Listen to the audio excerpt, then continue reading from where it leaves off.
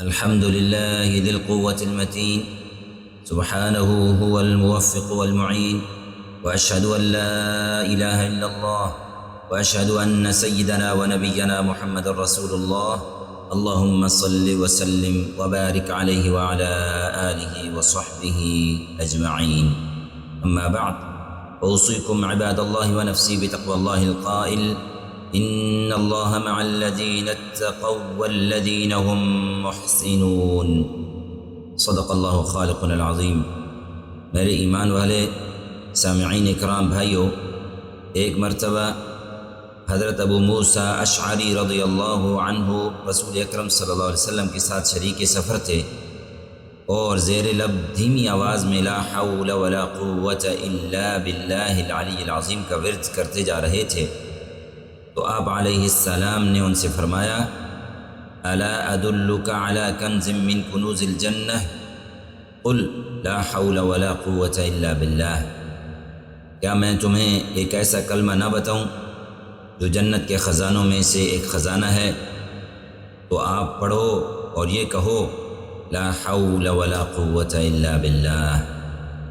تو میرے بھائیو، آج خطبہ جمعۃ المبارک کا عنوان بھی یہی لا حول ولا قوة الا باللہ کا جملہ اور اس کی عظمت اور فضیلت کے بارے میں سب کچھ بیان کیا جائے گا. جو بات حضرت ابو موسیٰ اشعری رضی اللہ تعالی عنہ کے دل و دماغ میں چل رہی تھی، اسے آپ علیہ السلام نے سمجھ لیا. چنانچہ آپ صلی اللہ علیہ وسلم نے انہیں یہ بشارت دی کہ یہ کلمہ ایسا خزانہ ہے جس کا فائدہ دنیا میں بھی باقی رہتا ہے اور آخرت کے لیے بھی اجر و ثواب کا عظیم ذخیرہ بن جاتا ہے. پھر آپ علیہ السلام سفر میں شریک دیگر صحابہ کرام کی جانب متوجہ ہوئی اور ان کو یہ بھی کلمہ پڑھنے کی ترغیب فرمائی. چنانچہ فرمایا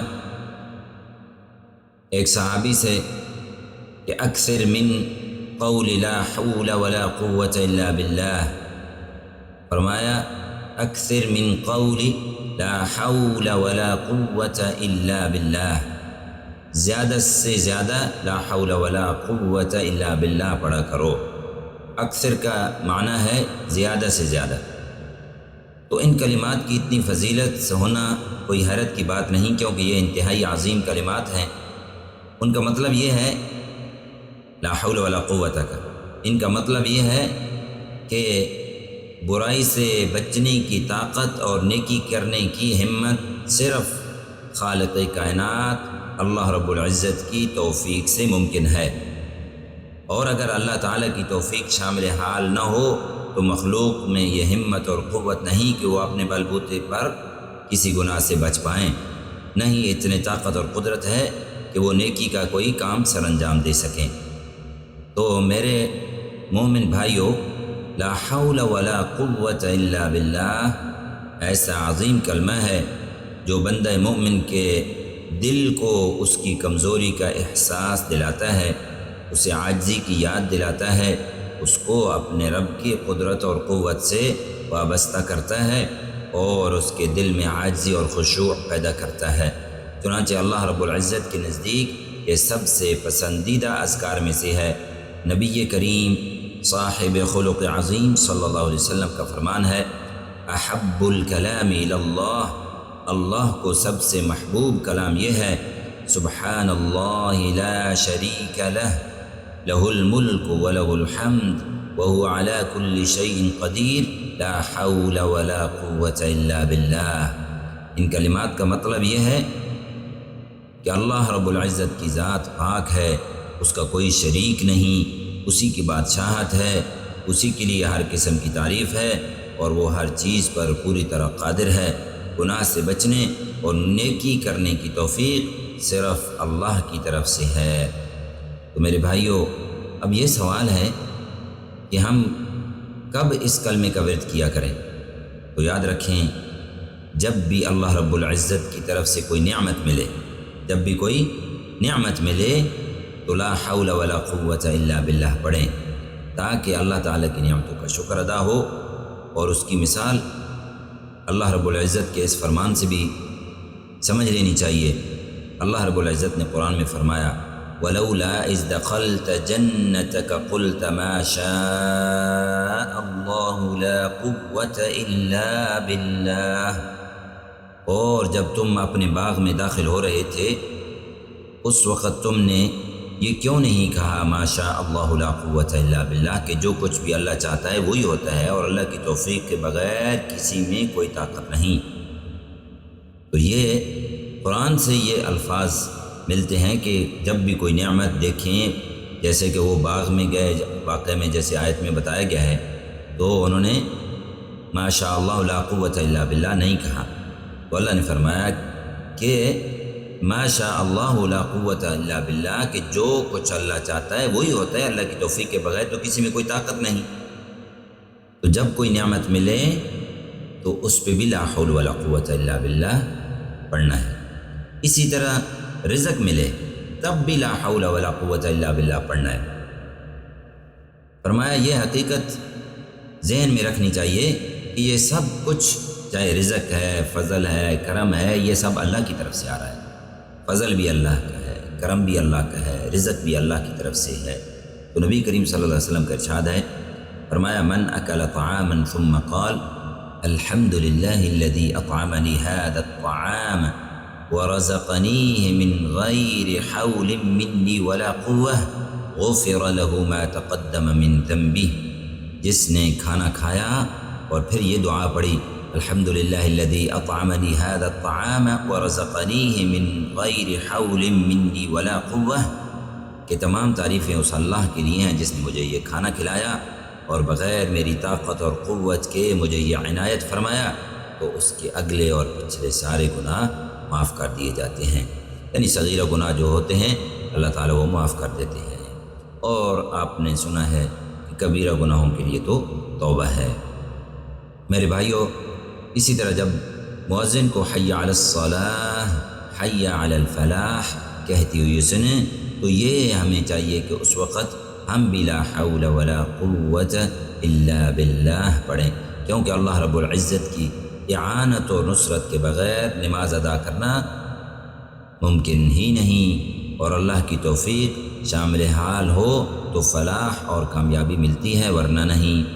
اس کے علاوہ ہمیں چاہیے کہ اپنی دعاؤں کا آغاز بھی اس بابرکت کلام یعنی لا حول ولا قوة الا باللہ سے کریں، کیونکہ یہ امید کا دروازہ ہے اور دعا کی قبولیت کے اسباب میں سے ہے۔ چنانچہ ایک صحابی حضور اکرم صلی اللہ علیہ وسلم کی خدمت میں حاضر ہوئے اور عرض کیا کہ مجھے کوئی دعا سکھا دیجئے جس کے ذریعے میں اپنے رب سے دعا کیا کروں، تو آپ علیہ السلام نے انہیں اللہ رب العزت کی حمد و ثنا والے کلمات سکھائے، اور انہی کلمات میں سے یہ کلمہ بھی فرمایا لا حول ولا قوة الا باللہ، یہ بھی پڑھا کرو۔ تو وہ صحابی فرمانے لگے اللہ کے رسول، یہ کلمات تو خاص میرے رب کے لیے ہیں، تو میرے لیے کیا ہے؟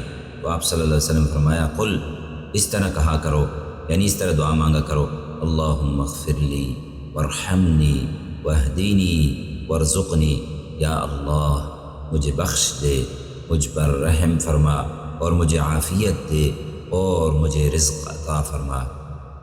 تو میرے ایمان والے بھائیو، آپ بھی اس کلمہ کی خوب کثرت کیا کرو اور ہر وقت اس کلمے کا ورد اپنی زبان پہ جاری رکھو، لا حول ولا قوة الا باللہ، کیونکہ اس سے خیر و بھلائی کے راستے ہموار ہوتے ہیں اور ہر قسم کے شرور و فتن سے حفاظت ہوتی ہے۔ یا ایہا الذین آمنوا اطیعوا اللہ واطیعوا الرسول واولی الامر منکم، اقول قولی ھذا واستغفر اللہ لی ولکم۔ اور دوسرا خطبہ میں حمد و صلاۃ کے بعد فرمایا میرے بھائیو، یہ لا حول ولا قوة الا باللہ کا جو کلمہ ہے اس کا ورد کیا کرو، اٹھتے بیٹھتے چلتے اس کی عادت بنا لو۔ جب بھی کوئی کامیابی ملے شکرانے کے طور پر لا حول ولا قوة الا باللہ پڑھو، جب بھی کوئی سخت آزمائش میں مبتلا ہوں تو اللہ کی مدد حاصل کرنے کے لیے لا حول ولا قوة الا باللہ پڑھیں۔ جب بھی کسی کرب اور تکلیف سے گزریں تو اپنا معاملہ اللہ کے سپرد کرتے ہوئے لا حول ولا قوة الا باللہ پڑھیں۔ خوشی میں یہ پڑھیں گے تو اللہ تعالی مزید اپنے فضل و کرم سے آپ کو نوازیں گے، دکھ اور پریشانی کے وقت پڑھیں گے تو اللہ کی رحمت آپ کی جانب متوجہ ہوگی اور آپ کے دکھ اور درد کا مداوع بھی ہو جائے گا۔ اسی طرح جب گھر سے نکلیں تو لا حول ولا قوت الا باللہ پڑھیں۔ قدم قدم پہ اللہ رب العزت آپ کی مدد فرمائیں گے اور آپ کے کاموں کو بسہولت پائے تکمیل تک پہنچائیں گے۔ نبی کریم صلی اللہ علیہ وآلہ وسلم کا ارشاد ہے، من قال اذا خرج من بیتی، جو شخص اپنے گھر سے نکلتے وقت یہ دعا پڑھ لے۔ کون سی دعا؟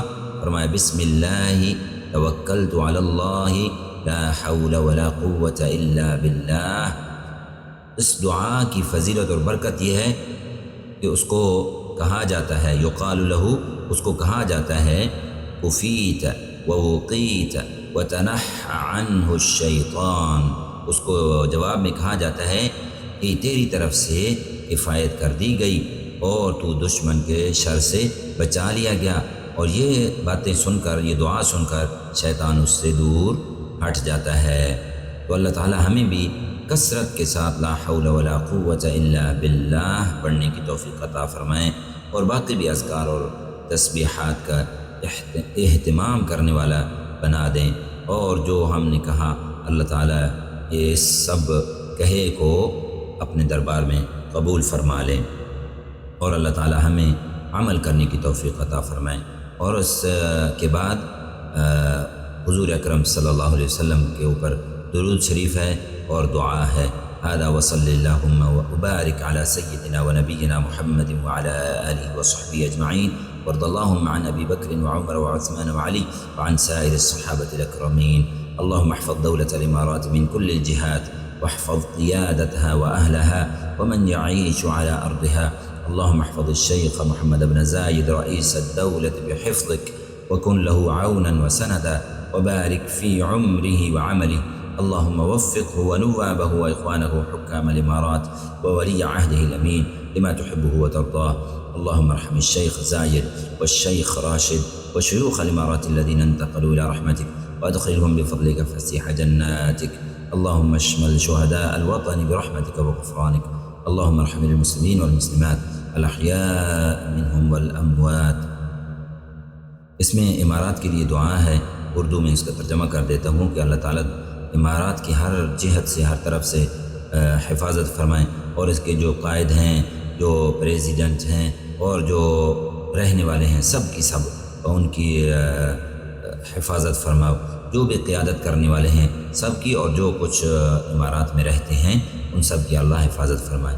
اور خاص کر کے نام لے کر جو رئیس الدولہ ہیں ان کے لیے فرمایا گیا کہ اللہ الشیخ محمد بن زاید جو رئیس الدولہ ہیں ان کی بھی حفاظت فرماؤ اور ان کی مدد فرماؤ اور ان کی عمر میں، عمل میں برکت عطا فرماؤ اور ان کو ساتھ موافقت کرو، اور سب جو امارات کے حکام ہیں ان کے ساتھ ان کو توفیق دو کہ ایسے کام کرنے کی جس میں اے اللہ آپ کی رضا ہو۔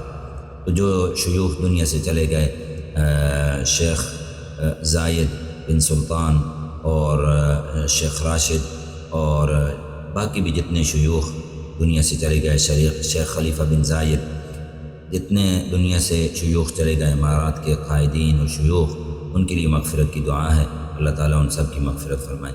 اور خاص کر کے شہداء جنہوں نے اپنے وطن کے لیے اپنی جانوں کا نذرانہ پیش کیا، تو فرمایا اے اللہ ان کی بھی مغفرت فرماؤ اور ان کو اپنی رحمت کے سائے میں جگہ دے دو۔ آخر میں فرمایا سب جو بھی مؤمن مرد ہیں، عورتیں ہیں، مسلمان مرد اور سب کے لیے بخشش کی دعا اور رحم کی دعا ہے۔ اللہ تعالیٰ جو دنیا میں ایمان کی حالت میں موجود ہیں، جو دنیا سے چلے گئے، زندہ ہیں، مر گئے، سب کے سب کی اللہ تعالیٰ مغفرت فرمائے اور سب کے اوپر اللہ تعالیٰ رحم فرمائے۔ تو جو کہا اللہ تعالیٰ ان سب کو دعاؤں کو اللہ اپنے دربار میں قبول فرمائے۔ وصلی اللہ وسلم علی نبینا محمد وعلی آلہ وصحبہ اجمعین برحمتک یا ارحم الراحمین۔